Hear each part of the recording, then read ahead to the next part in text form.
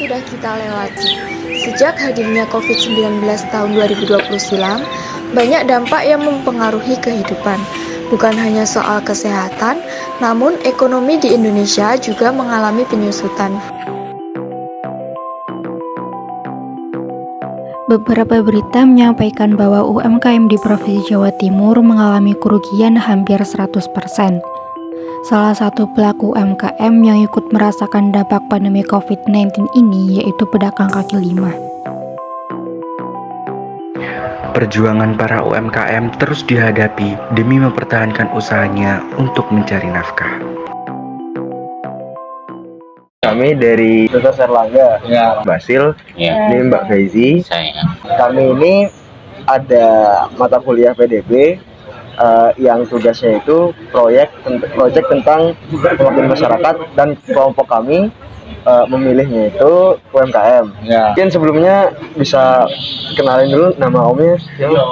Pak Romi. Pak Romi. Iya. Romi ya.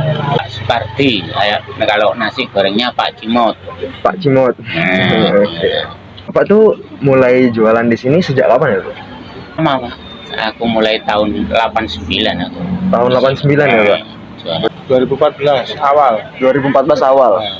Berarti berapa tahun? 8 tahun ya? Ya. Itu tuh emang sejak awal di sini atau sebelumnya pindah-pindah kemana? Dulu memang rumahnya sini tuh dulu di pasar, Mas. Memang orang dagang ya. Dulu dagangnya di pasar. Ya. Terus sejak ada ini netap di sini. Tetap di sini.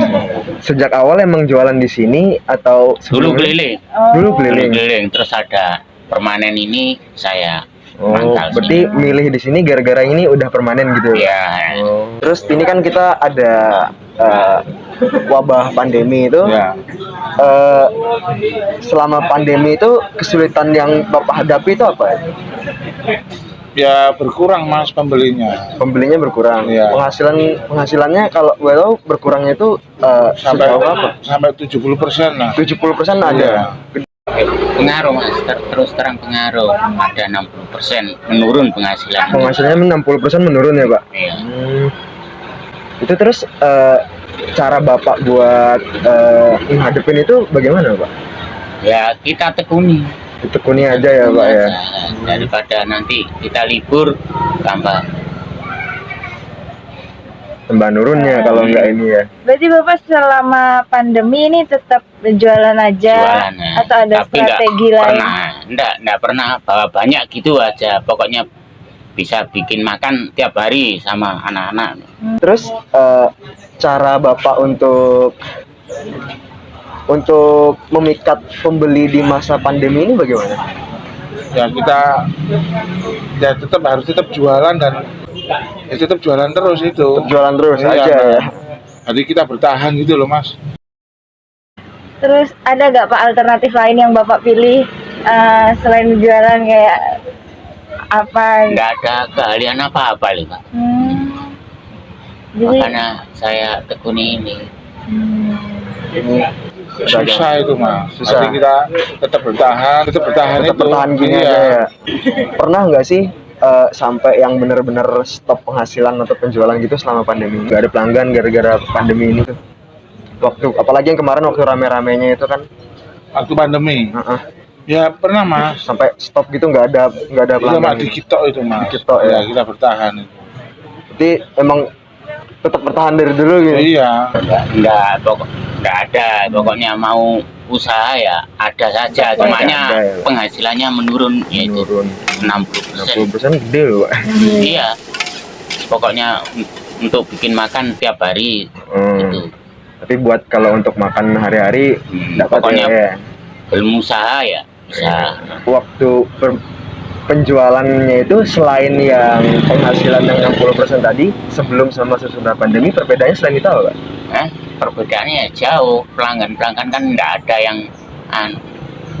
ada yang masuk sekolah, kuliah, barang juga saya kan jualan di sini. Kalau keliling ya juga sama.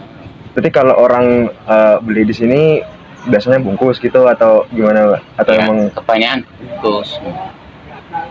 gara-gara emang nggak bisa mengumpul ini ya banyak-banyak ya, Pak? Gara-gara tidak bisa berkerumun semua. Itu Dari awal pandemi ada nggak Pak bantuan dari pemerintah gitu buat Kalau- UMKM? Nggak ada. Nggak ada ya? Nggak ada. Kalau saya loh, Iya. kalau saya belum sama sekali. Belum sama sekali ya Pak? Kalau orang-orang yang itu, saya kan kakak Lamongan, Oh, saya kan orang Lamongan. Kalau sebagian yang sebelah-sebelah yang kakak sini ya pernah, kalau saya enggak pernah sama sekali. Berarti memang dari pemerintah itu kayak nggak ada bantuan dalam bentuk apapun gitu Pak? Kalau Untuk bapaknya? kalau saya enggak pernah. Kalau saya, kalau lain-lainnya ya pernah kan gitu kan, kayaknya yang dekat-dekat RT atau apa itu baru dikasih tempat kebanyakan gitu mas. Kemarin itu kan kita ada yang di berita itu kenaikan harga minyak itu juga Mas berpengaruh ke bapaknya juga atau enggak gitu? Ya pengaruh mas, seandainya biasanya tiap hari ya habis 30.000 ya, sekarang ya habis 45 barang itu ya pengaruh mas. Kalau kita kan nggak main minyak, itu Nggak ada main minyak. yang titip gorengan-gorengan, titip jajan itu pengaruh mas. Jadi sampai dia nggak bisa kirim. Gara-gara itu apa namanya, minyaknya mahal itu, jadi nggak bisa kirim. Terus bisa kirim tapi mahal, tapi nggak, pembeli nggak kuat belinya gitu. Oh. Berarti omnya ini nggak pakai minyak nih? Nggak pakai. Nggak pakai. Berarti nggak begitu berpengaruh ke kenaikan minyak kemarin nggak begitu Iya, pengaruh nggak ya? pengaruh. Tapi sekarang semenjak ada apa dah, perang ya, Oh iya. itu Bisa naik semua itu, naik semua. naik semua barang-barang semua. Berarti Bukan minyak aja, bahan-bahan itu mahal semua. jadi harga bahan-bahan naik semua ya. Bagaimana tanggapan Bapak?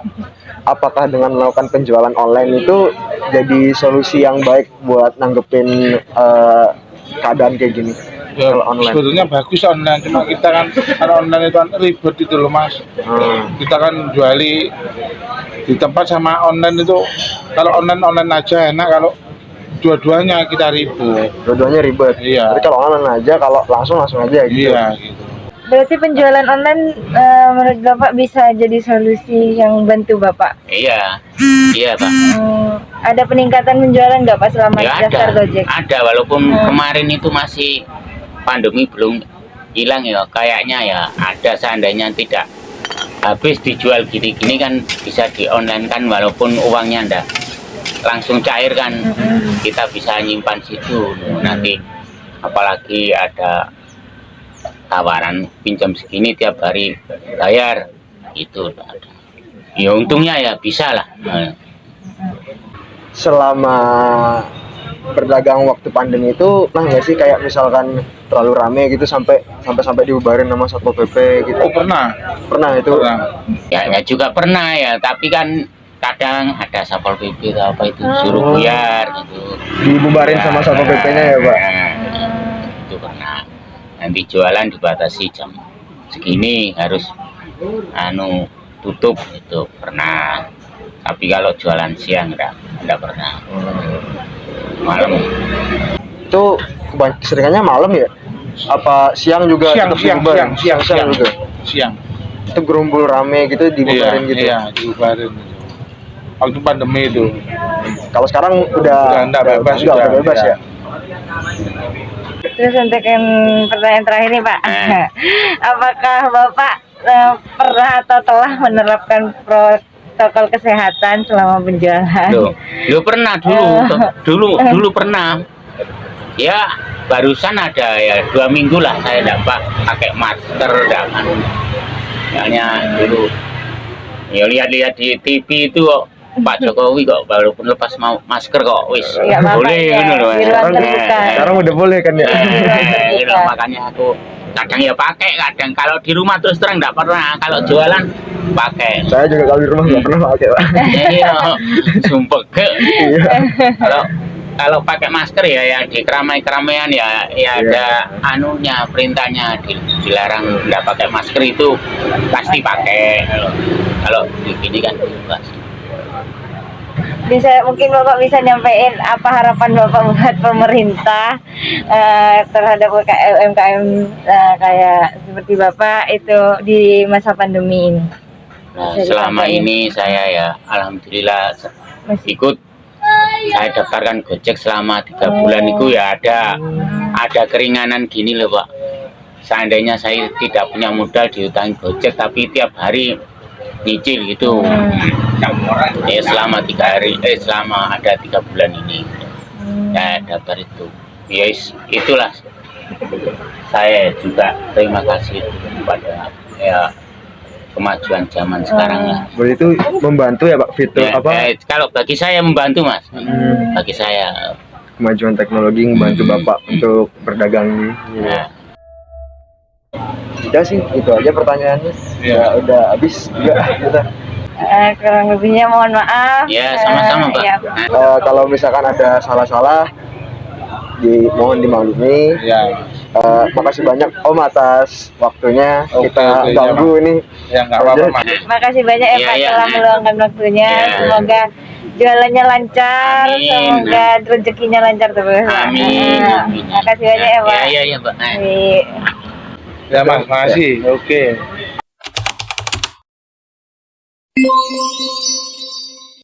Pemerintah seharusnya lebih memperhatikan lagi dalam memberikan bantuan kepada para pelaku UMKM, karena masih terdapat beberapa pelaku UMKM yang belum mendapatkan bantuan dari pemerintah.